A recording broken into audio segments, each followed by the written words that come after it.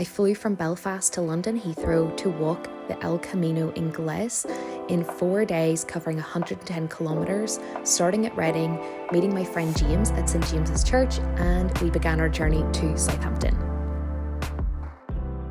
We're 5 minutes in and we are maybe lost. We're lost. We're lost. We need help. Send help.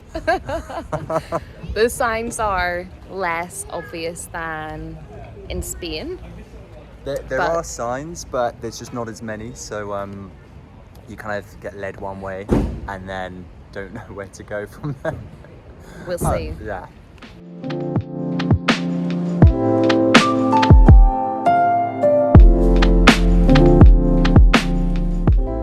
We're 3 kilometres into St James's Way walk.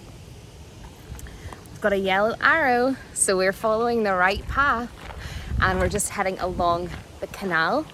We are going to try to find somewhere to wild camp tonight and we will see how this first day goes.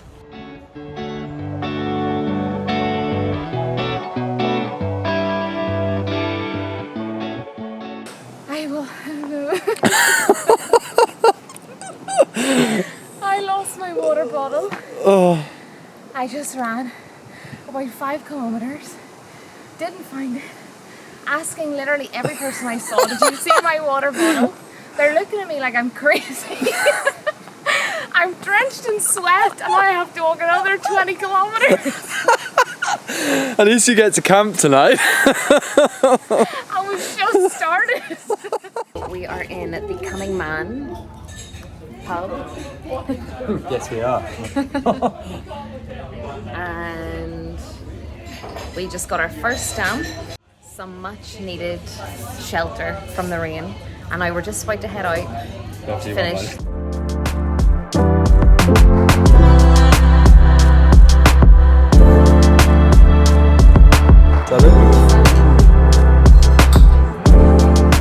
We were walking along what we thought was the right path beside the motorway, beside the M4, but it turns out we were meant to turn off. We've maybe 40 minutes extra, but what can you do? We've had a lovely walk along the M4, which not many pilgrims can say. I don't think any pilgrims can say that because we're not on the El Camino walk. However, we will get back on track. Yeah.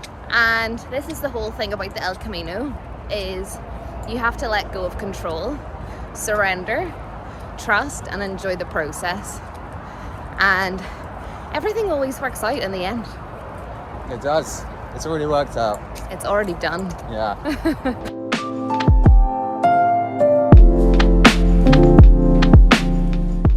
We are now in the forest, back on the El Camino track. The arrow was covered, the yellow small arrow was covered by a lot of plants, so it was actually really hard to see. So we finally realised and got back on track again, and now we are in the trees, back on track.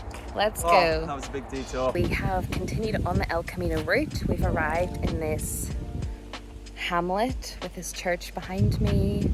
It's actually really quaint and beautiful. It's very windy, drizzly, but it's about 20 degrees, so it's very humid.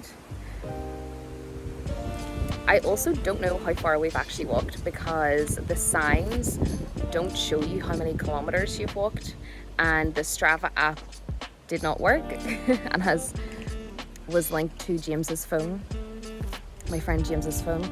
So we don't actually know how far we've walked today for the first day of our El Camino Inglés, the English Camino walk from St James's Church to Southampton. We're doing that in 4 days, just over 100 kilometers. I believe it's 110 kilometers, but so far today we're making it. We've called into 2 pubs so far. We've got our stamps with our makeshift passport. We didn't realize you can actually get a passport from the church.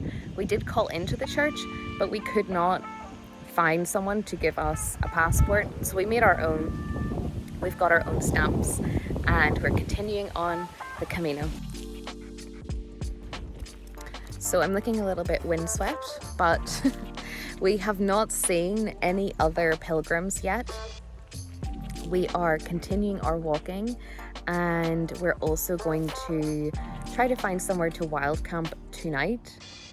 So we will see how it goes, but it's currently 6:30 in the evening and we need to basically pitch our tent by sunset. So I think we have a couple hours left of sunlight, so we need to get on the road.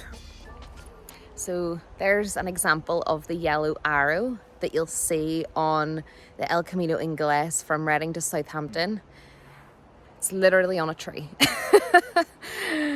We've probably walked about, we're guessing around 18 kilometers, but we actually have no idea. So we're just trying to walk as much as possible before the sun sets. And right now we are in the most beautiful common forest area with big massive ferns, beautiful pine trees. Since the sun was setting, we decided to pitch our tent here, making an incredible finish to day 1. Make sure to check out day 2 and follow along for the rest of my English Camino.